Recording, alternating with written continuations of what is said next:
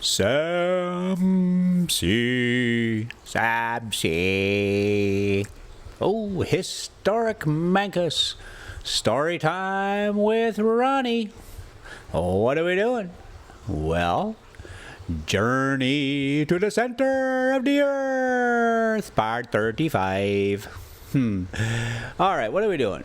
Oh, right. We picking up our drive, heading west on the US 160. We're heading towards Mancos. And it's a nice, rainy, overcast, drizzly day. So here we go.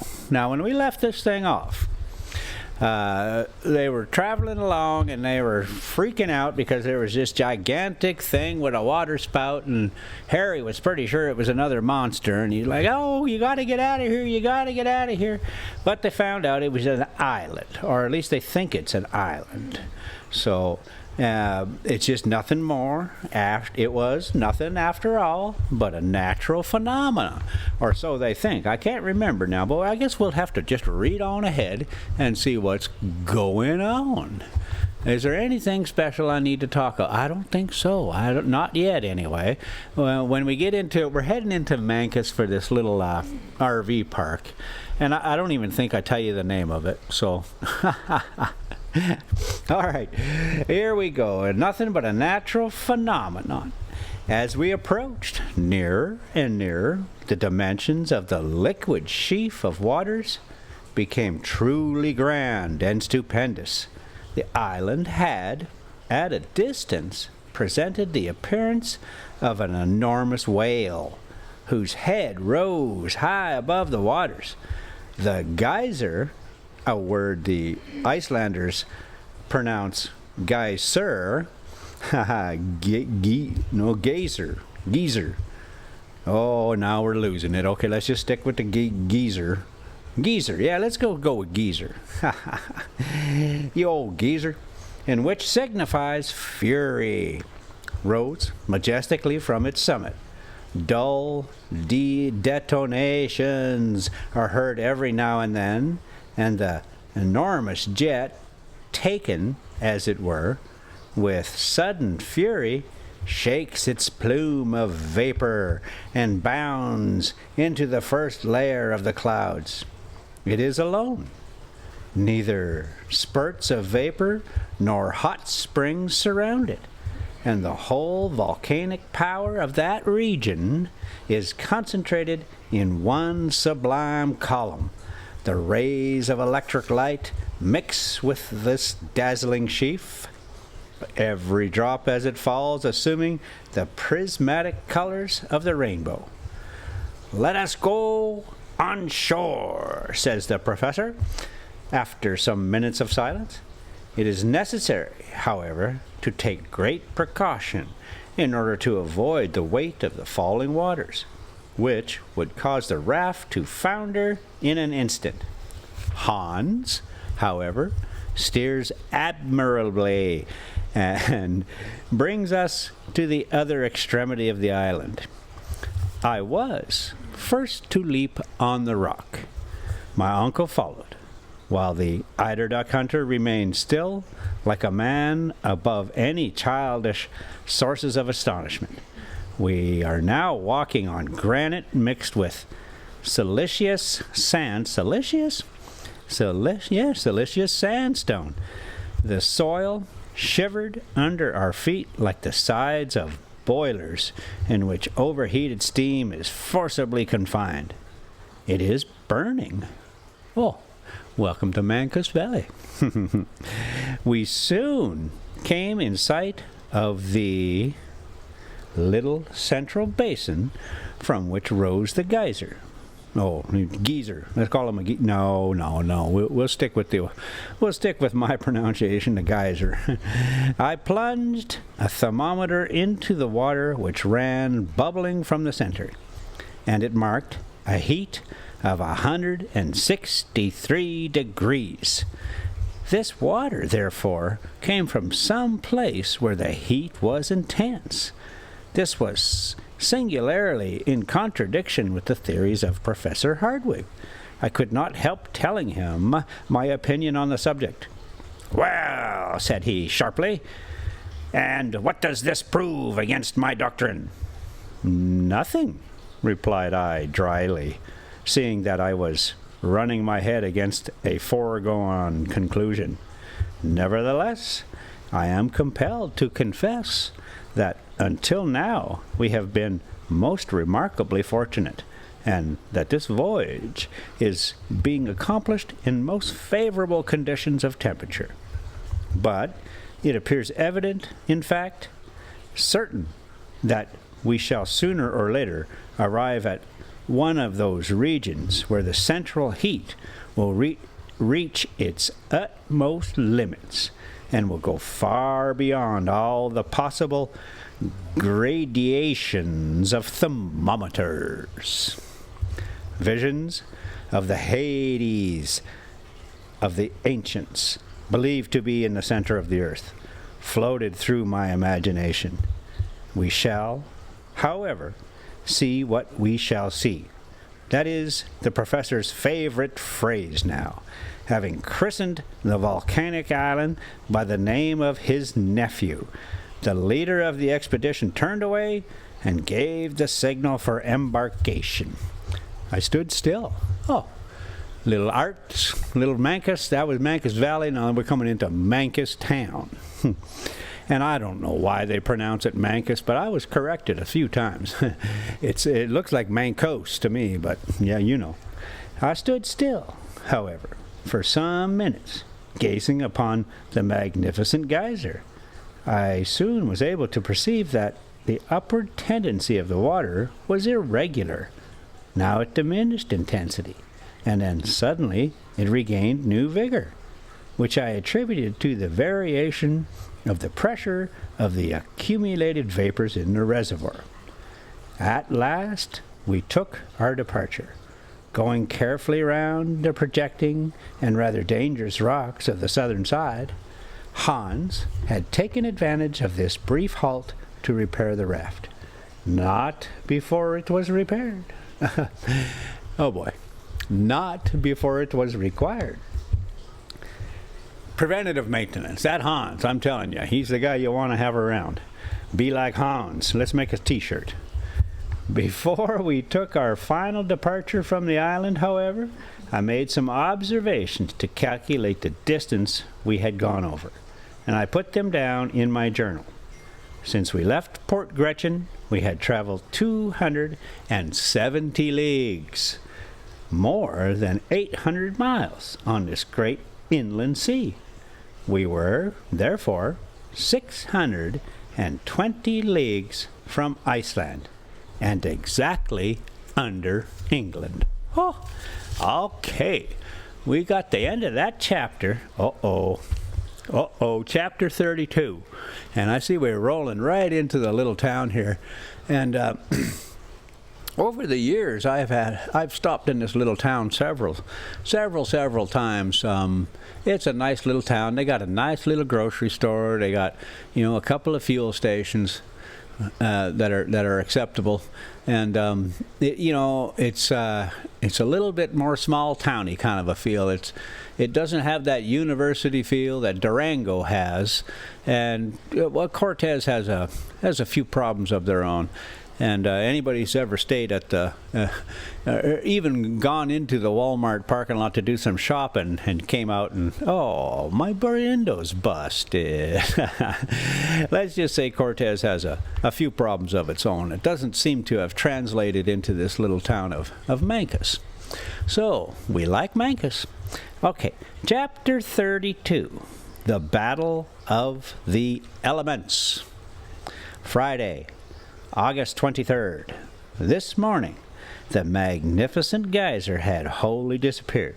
The wind had freshened up, and we were fast leaving the neighborhood of Harry's Island. Even the roaring sound of the mighty column was lost to the ear. The weather, if, under the circumstances, we made use of such an expression, is about to change very suddenly. The atmosphere is being gradually loaded with vapors, which carry with them the electricity formed by the constant evaporation of the saline waters. Yeah, to get to this little park, you got to go right through the middle of town, and there is another a business loop exit that you could have taken, and that would have brought you right through there. There's actually significant things to do in the little town of Mancos, and I guess I've said it enough times. We kind of like Mancos. Okay, constant evaporation of the saline waters. The clouds are slowly but sensibly falling towards the sea, and are assuming a dark olive texture. The electric rays can scarcely pierce through the opaque curtain which has fallen like a drop scene before this wondrous theater, on the stage of which another and terrible drama is soon to be enacted. This time it is no fight of animals. It is the fearful battle of the elements. Ha ha ha. I feel that I am very peculiar. Oh boy, I knew that one was going to tie me up. Let's try it again. I feel that I'm very peculiarly. Oh, let's just leave it. It's never going to happen. It hasn't happened in 60 years. It's not going to happen today. Influenced, as all creatures are on land when a deluge is about to take place. The cumuli. Okay, so we pulling in here, and I'm like left, right, left, right, left, right, left, right, and the lady comes running out. Turn that way, go that way, go that way. Oh, okay. So off I go this way, and we have a spot reserved, and you can see little Dora there, and we find out that we don't get to have that spot. Now, I'll go into it a little bit here, but not too much. It's your typical. It can happen. It can happen. Okay, perfectly oval kind of cloud. Oh, a cumuli. Oh yeah, there you go. Perfectly oval kind of cloud, piled up the south. Presented a most awful and sinister appearance, with the pitiless aspect often seen before the storm. The air is extremely heavy. The sea is comparatively calm. In the distance, the clouds have assumed the appearance of enormous balls of cotton, or rather pods, piled one above the other in picturesque confusion. By degrees, they will appear to swell out, break, and gain in number. What they lose in grandeur, their heaviness is so great that they are unable to lift themselves from the horizon. But under the influence of the upper currents of air, they are gradually broken up, becoming much darker, and then present the appearance of one single layer of formidable character. Now and then, a lighter cloud, still lit up from above, rebounds upon this gray carpet, and is lost in the opaque mass. There can be no doubt that the entire atmosphere is saturated with electric fluid. I am myself wholly impregnated. My hairs literally stand on end, as if under the influence of a galvanic battery. In one of my companions ventured out to touch me, I think he would have received a rather violent and unpleasant shock. But see, okay, so here we are, and we're not sure. They rerouted us to one of these spots along the river here, and we're not quite sure which one it is. They weren't marked. Well, they weren't marked real good for my eyes. And we didn't know the number yet. So I take a moment and sit here with Ronnie while my lovely traveling companion and assistant goes in and tries to find out where we are supposed to be. And we figured it out, and we had a, when you look online, you can pick the spot you want, and we had picked a spot, and we thought, it was a pretty good spot because we got the dog, and we just don't like to be, I'm not a really good guy to be in these trailer parks, or RV parks. I don't really care for the amenities, or if they have a laundry service or anything. We use this spot here because it's just such a great little central location, and with Dora then we can strike out, and and we went up to Mesa Verde, and we went over to Hovenweep, or Hovenweep if you will, Canyon of the Ancients, and up in Mancos State Park, and up that direction. So there's Hesperus, there's a snow slide over there, and we spent I think we were here 3, 4, 5 days, something like that.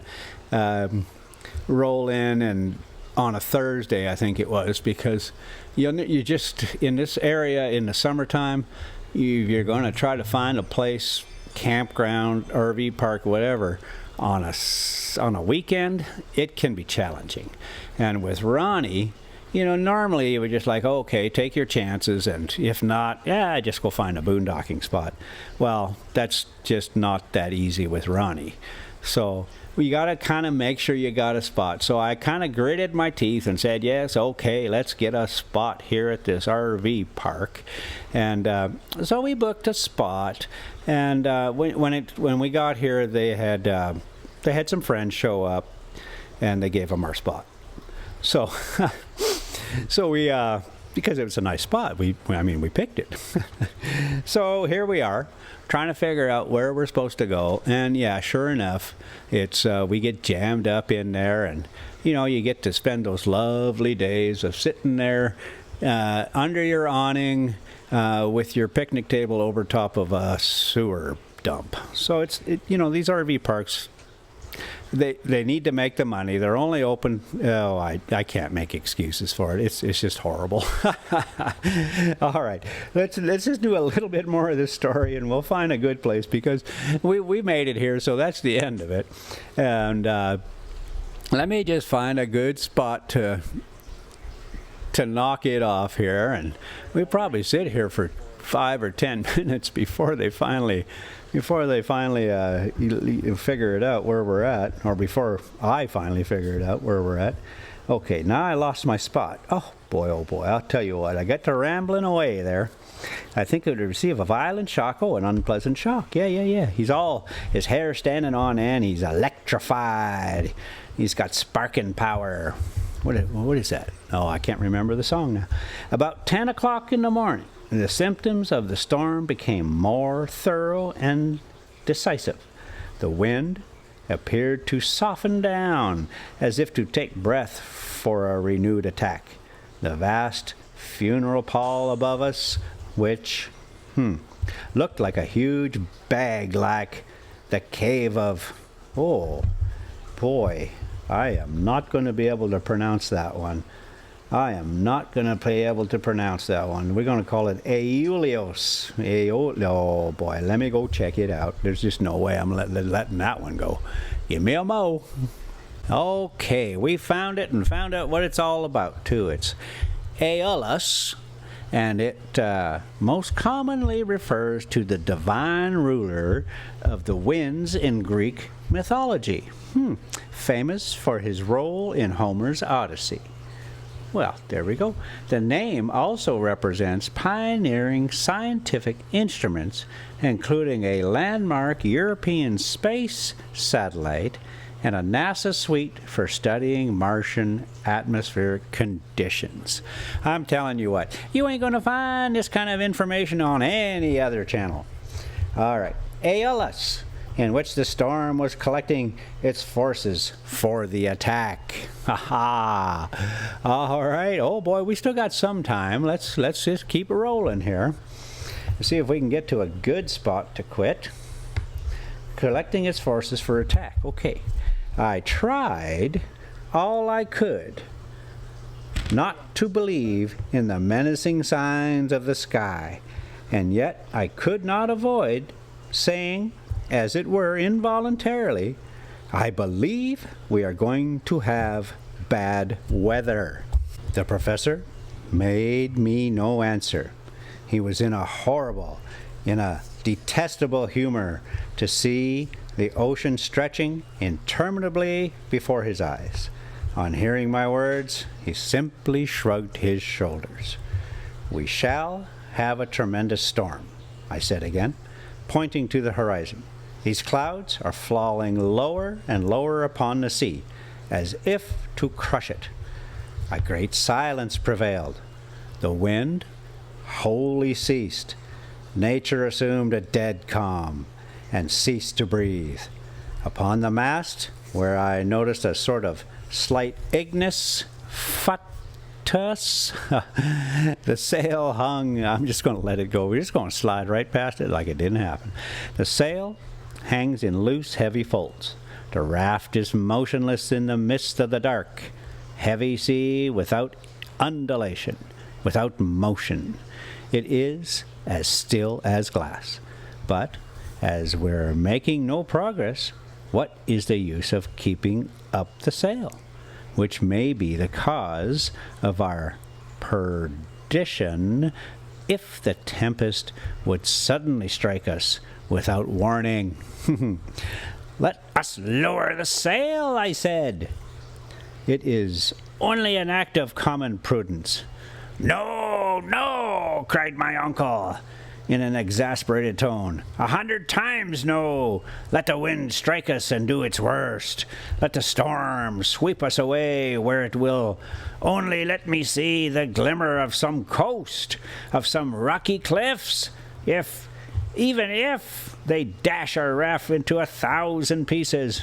No, keep up the sail, no matter what happens. All right, so I got out and we're kind of inspecting the site to see how we're going to move in it and position Dora in there. It's a bit of a tight squeeze, as you would expect. Okay, let's just do a little bit more. We'll get a little bit further going here. We sit here and listen to the four-ways beep on Ronnie. These words were scarcely uttered when the southern horizon underwent a sudden and violent change. The long accumulated vapors were resolved into water, and the air required to fill up the void became a wild and raging tempest. Let me read that one back, because I think I kind of got it wrong there. Okay. And the air required to fill up the void he still didn't come out right. Became a wild and raging tempest. All right, let it go. It came from the most distant corners of the mighty cavern. It ranged from every point of the compass.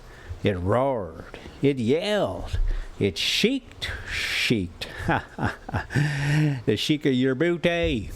It shrieked with glee as of demons let loose. The darkness increased and became indeed darkness visible. The raft rose and fell with the storm and bounded over the waves. My uncle was cast headlong upon the deck. I, with great difficulty, dragged myself toward him. He was holding on with might and main to the end of the cable, and appeared to gaze with pleasure and delight at the spectacle of the unchained elements. Whew. All right, I think we're probably pretty close now. Oh, let's just get a little further. Hans never moved a muscle. His long hair, driven hither and thither by the tempest, and scattered wildly over his motionless face, gave him a most extraordinary appearance, for every single hair was illuminated by little sparking sprigs. His countenance presents the extraordinary appearance of an antediluvian man, a true contemporary of Negatherium. Still, the mast holds good against the storm. The sail spreads out, and fills like a soap bubble about to burst. The raft pushes on at a pace impossible to estimate, but still less swiftly than the body of water displaced beneath it, the rapidity of which may be seen by the lines which fly right and left in the wake. The sail? The sail? I cried. The sail, I cried, making a trumpet of my hands, and then, endeavoring to lower it, "Let it alone," said my uncle, more exasperated than ever. "Nedge," said Hans, gently shaking his head. Nevertheless, the rain formed and roared cataract before this horizon, of which we were in search, and to which we were rushing like madmen. Okay, for realsies this time, we're going to knock it off. So I'm probably out there complaining. I do that a lot. Because, like, I don't know if I've mentioned it or not, but I'm really not a good RV park kind of guy. I don't like being jammed up like a sardine, and they like to have you in there like sardines. You ain't a tin can, why not, right? Okay, let's take a little quick look at it. It really is a nice little park. You know, you just can't expect a whole lot of privacy. And every day, you know, I'd go out for a little walk and I'd hit that road up there and I could go up into the mountains, that kind of thing. Mountains. Anyway, there's some trails and stuff around in a really nice little city park over there. So it's a really nice spot and I got no business complaining, so I'll stop. So we're going to just knock it off right here, and where we pick it up, I have no idea. But thank you so much for coming along this far and enjoying the madness. So we got to do this here other thing, the usual, you know the thing. Some sea. Oh, there's a nice little shot of the little picnic area down by the creek. Okay, Big Rosie, do your thing now, because, just looking at that RV park makes me need a little Rosie time. Okay, Rosie, later, baby.